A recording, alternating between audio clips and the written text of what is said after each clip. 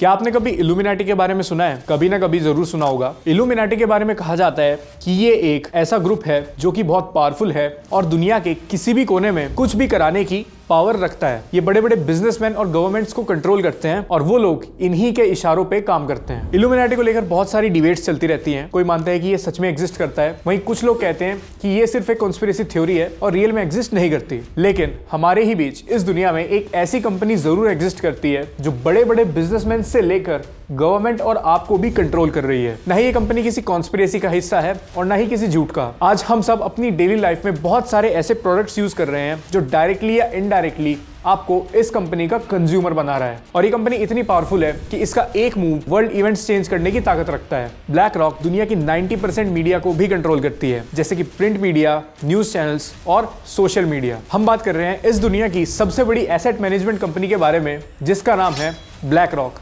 और इसके फाउंडर हैं लैरी फिंक।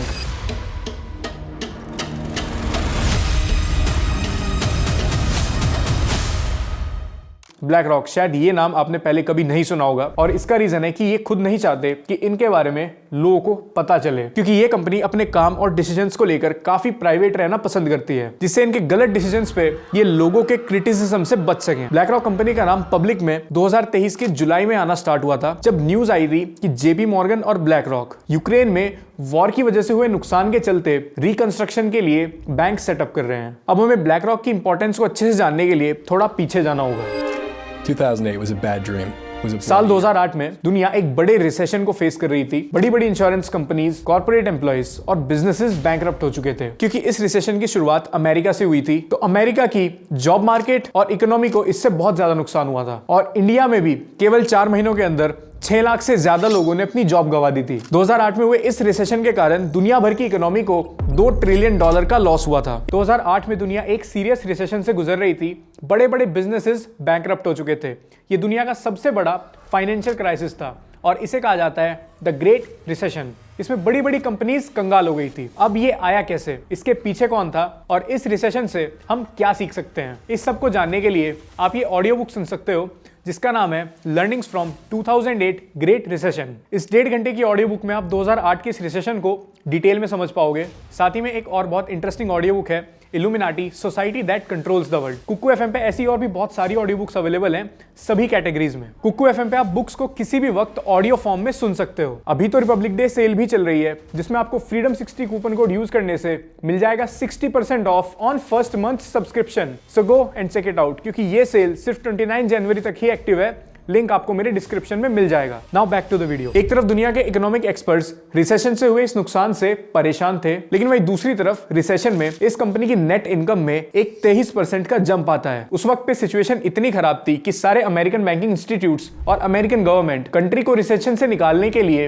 ब्लैक रॉक के फाउंडर लैरी फिंक से सोल्यूशन मांगते हैं। अब लैरी फिंक ने सोल्यूशन तो दे दिया, लेकिन उसका सबसे ज्यादा फायदा उन्हें और उनकी कंपनी ब्लैक रॉक को ही हुआ। खैर, फिर कुछ टाइम बाद रिसेशन कम होने के बाद वर्ल्ड की इकोनॉमी धीरे धीरे ट्रैक पर आने लगती है और ब्लैक रॉक इतनी बड़ी कंपनी बन जाती है कि जितने भी प्रोडक्ट्स आप अपनी रियल लाइफ में यूज करते हो वो डायरेक्टली या इनडायरेक्टली आपको ब्लैक रॉक का कंज्यूमर बना देती है और ब्लैक रॉक को ही फायदा करती है। चांसेस हैं उन कंपनी मोस्टली एसेट्स को ब्लैक रॉक ही मैनेज करता होगा। अब चाहे ब्रेड का पैकेट ले लो या नूडल्स का packet, Amazon, Microsoft, Netflix, Google, Facebook, Instagram या जितने भी सोशल मीडिया प्लेटफॉर्म हम डेली लाइफ में यूज करते हैं, किसी कंपनी का मोबाइल फोन या फिर कोई कार, या आप किसी कॉर्पोरेट कंपनी में जॉब भी करते हो और अपनी सैलरी का कुछ हिस्सा पेंशन फंड या इंश्योरेंस में इन्वेस्ट करते हो, तो इन सारे प्लेटफॉर्म और कंपनीज में ब्लैक रॉक या तो एक बड़ा इन्वेस्टमेंट पार्टनर है या फिर इनके एसेट को मैनेज करता है। आज ब्लैक रॉक के ऑफिसेस दुनिया के सभी बड़े बड़े कंट्रीज में हैं और ये कंपनी लगभग $10 ट्रिलियन की अमाउंट को मैनेज करती है। यानी ब्लैक रॉक इंडिया की जीडीपी से 3 गुना और अमेरिका की जीडीपी का 50%। ब्लैक रॉक दुनिया भर में मौजूद 517 बड़े इक्विटी फंड्स को भी मैनेज करती है,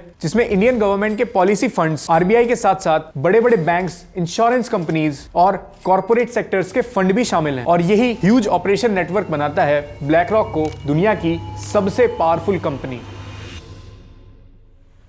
लेकिन एक कंपनी इतनी पावरफुल और इंपैक्टफुल कैसे बन गई कि दुनिया की सबसे बड़ी इकोनॉमी की 50% अमाउंट को वो खुद मैनेज कर रही है, और जितनी भी कंपनी एग्जिस्ट करती हैं पॉसिबली सभी के ऊपर उनका एक बहुत बड़ा इन्फ्लुएंस है। इसे जानने के लिए हमें लैरी फिंक और ब्लैक रॉक की हिस्ट्री पे जाना होगा। Larry Fink is the founder of black rock, जिनका बर्थ 2 नवंबर 1952 को एक ज्यू फैमिली में हुआ था। लैरी एक बहुत नॉर्मल फैमिली से बिलोंग करते थे। उनके फादर एक शू शॉप चलाते थे और उनकी मदर एक टीचर थी। लैरी के एकेडमिक्स की बात करें तो उन्होंने पॉलिटिकल साइंस में अपनी ग्रेजुएशन की थी और अपनी पोस्ट ग्रेजुएशन रियल एस्टेट में, और फिर जॉब फाइनेंस में की। तीनों ही करियर पाथ्स एक दूसरे के बिल्कुल अपोजिट थे, लेकिन लैरी फिंक के लिए एज सच इससे कोई प्रॉब्लम क्रिएट नहीं हुई और उनका करियर बहुत अच्छे से चल पड़ा। इन्वेस्टमेंट बैंक में लैरी की परफॉर्मेंस बहुत बढ़िया थी और 1976 से 1986 के बीच में जो इन्वेस्टमेंट बैंक $1 बिलियन से भी ज्यादा अमाउंट अर्न करता था, उसमें लैरी का सबसे ज्यादा इंपॉर्टेंट रोल था। लैरी ने अपनी अच्छी परफॉर्मेंस से अमेरिका के इन्वेस्टमेंट मार्केट में एक बहुत अच्छा नाम बना लिया था। लोग उनको एक बड़े लीडर के तौर पे देखने लगे थे। तो अब अर्ली 80s में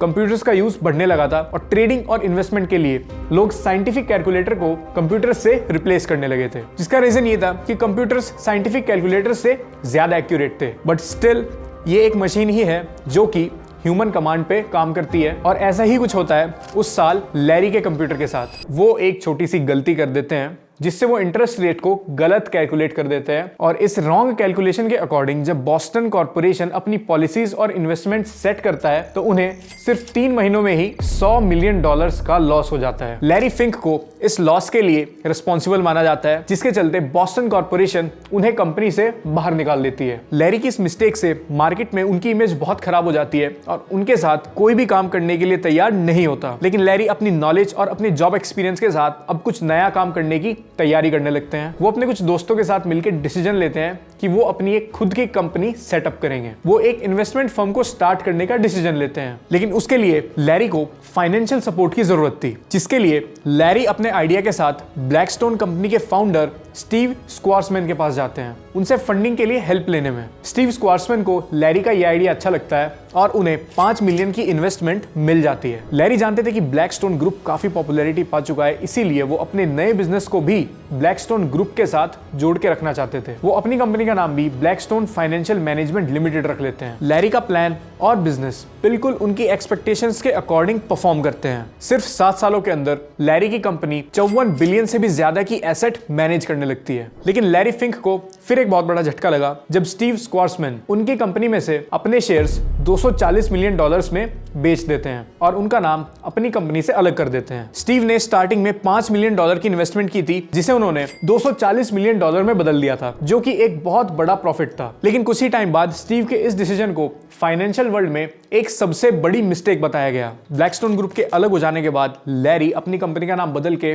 ब्लैक रॉक रख लेते हैं और इस नई कंपनी में लैरी फिंक ने पेंशन फंड्स को भी मैनेज करना स्टार्ट कर दिया था। ब्लैकस्टोन ग्रुप से अलग होने के बाद भी ब्लैक रॉक की ग्रोथ पे कोई फर्क नहीं पड़ा और अक्टूबर 1999 में लैरी फिंक ने अपनी कंपनी के आईपीओ लॉन्च किए और ब्लैक रॉक को $900 मिलियन की वैल्यूएशन मिलती है। ब्लैक रॉक की इस ग्रोथ के पीछे लैरी फिंक की एक बहुत ही बढ़िया स्ट्रेटेजी थी, जिसे वो 1987 से अपने एम्प्लॉइज के ऊपर यूज कर रहे थे। लैरी फिंक ब्लैक रॉक में सबसे बढ़िया एम्प्लॉइज को जॉब दिया करते थे और सैलरी के साथ साथ वो उन्हें कंपनी के कुछ शेयर्स भी ऑफर कर दिया करते थे। अब शेयर्स में पार्टनरशिप होने के बाद एम्प्लॉय को कंपनी की ग्रोथ से डायरेक्ट फायदा हुआ करता था, जिससे एम्प्लॉयर्स और भी डेडिकेशन के साथ कंपनी में काम किया करते थे। आज यही स्ट्रेटेजी गूगल, मेटा और माइक्रोसॉफ्ट जैसी बड़ी बड़ी कंपनीज भी यूज करती हैं। अब आईपीओ लॉन्च होने के बाद ब्लैक रॉक बड़े बड़े इंस्टीट्यूशंस के फंड मैनेज करने लगी और टाइम के साथ साथ सबसे बड़ी fund and asset management company बन गई। आज वो लगभग $10 ट्रिलियन के फंड्स को मैनेज करते हैं, जिसमें दुनिया भर की गवर्नमेंट के फंड्स भी हैं। ब्लैक रॉक लगभग 35 कंट्री में वर्ल्ड की 500 फॉर्च्यून कंपनी को डायरेक्टली हैंडल करती है और जहां वो कंपनी को डायरेक्टली ऑपरेट नहीं करते, वहां इन्वेस्टमेंट और फंड मैनेजमेंट के थ्रू इनडायरेक्टली काम करती है। ये एक कितनी पावरफुल कंपनी है, इस चीज का अंदाजा इस बात से लगाया जा सकता है कि चाइना जैसी कंट्री जहां पे यूट्यूब, गूगल और फेसबुक सब कुछ बैन है, दुनिया के सबसे बड़े प्लेटफॉर्म्स भी वहां अपनी सर्विस प्रोवाइड नहीं कर सकते। वहीं ब्लैक रॉक पहली ऐसी कंपनी है जो चाइना में रियल एस्टेट और फंड मैनेजमेंट मार्केट में अपनी सर्विस देती है। तो आज ब्लैक रॉक की नेटवर्थ $120 बिलियन है और अगर स्टीव स्क्वार्समैन 1994 में लैरी फिंक से अलग ना होते और वो अपना $240 मिलियन का शेयर ना निकालते, तो वो $240 मिलियन आज $40 बिलियन में बदल जाते, क्योंकि स्टीव के पास कंपनी का 35% शेयर था और 30 सालों के अंदर कंपनी की वैल्यू 170% से बढ़ चुकी थी। अब दिमाग में एक क्वेश्चन और उठता है कि 2008 के रिसेशन जैसे समय पे इस कंपनी को लॉस नहीं हुआ, कोविड-19 पैंडेमिक जहां ज्यादातर कंपनीज को लॉस सफर करना पड़ा, तभी भी ब्लैक रॉक बहुत अच्छे प्रॉफिट में था। तो इनका बिजनेस मॉडल इतना सस्टेनेबल कैसे है? आसान भाषा में black rock multiple sources of income के बेसिस पे काम करती है। ये अपने फंड्स को अलग अलग कंपनीज में इन्वेस्ट करती है। आज black rock Meta, Google, Amazon, Netflix, McDonald's जैसी कंपनी में एक मेजर शेयर होल्डर है। इसके अलावा energy, petroleum, real estate, agriculture जैसे सस्टेनेबल सेक्टर में भी ये एक बड़े शेयर होल्डर है। ब्लैक रॉक के लिए इनकम सोर्सेज का नंबर बहुत ही ज्यादा है। बेसिकली अलग अलग कॉन्टिनेंट उनके लिए इनकम का सोर्स है। अगर उन्हें दुनिया के एक कोने में लॉस होगा तो उसे वो दूसरे कोने से प्रॉफिट करके रिकवर कर लेंगे। और एक चीज और इंपॉर्टेंट है कि ब्लैक रॉक फ्यूचर की पॉसिबिलिटीज को देखकर ही इन्वेस्ट करता है। दुनिया में बहुत सारी कंट्रीज ऐसी हैं जो आज डेवलपिंग स्टेज में है और उनकी इकोनॉमी फ्यूचर में काफी रिलायबल है, जिसमें से एक कंट्री इंडिया भी है, जहां पब्लिक और गवर्नमेंट्स फंड्स के साइज बहुत बड़े हैं और आने वाले डेकेड्स में ये फंड बहुत ज्यादा ग्रो करेंगे। तो यहाँ की मार्केट और अपॉर्चुनिटी को टारगेट करने के लिए ब्लैक रॉक ने मुकेश अंबानी के साथ मिलकर फंड्स मैनेजमेंट मार्केट में आने का फैसला किया है और इन्होंने एसेट मैनेजमेंट के जॉइंट वेंचर को जियो ब्लैक रॉक का नाम दिया है। अब इन सारी बातों से एक चीज क्लियर हो जाती है कि लैरी फिंक दुनिया के सबसे पावरफुल लोगों में से हैं और हम सब ने आज तक शायद एक भी बार उनका नाम नहीं सुना होगा। आज आपकी इन्वेस्टमेंट्स और पॉलिसीज पे कैसा रिटर्न होगा वो काफी हद तक इस आदमी पे डिपेंड करता है। वर्ल्ड की इकोनॉमी का एक बड़ा हिस्सा आज ब्लैक रॉक के डिसीजन पे चल रहा है और उनका एक गलत डिसीजन बहुत बड़ी प्रॉब्लम भी क्रिएट कर सकता है।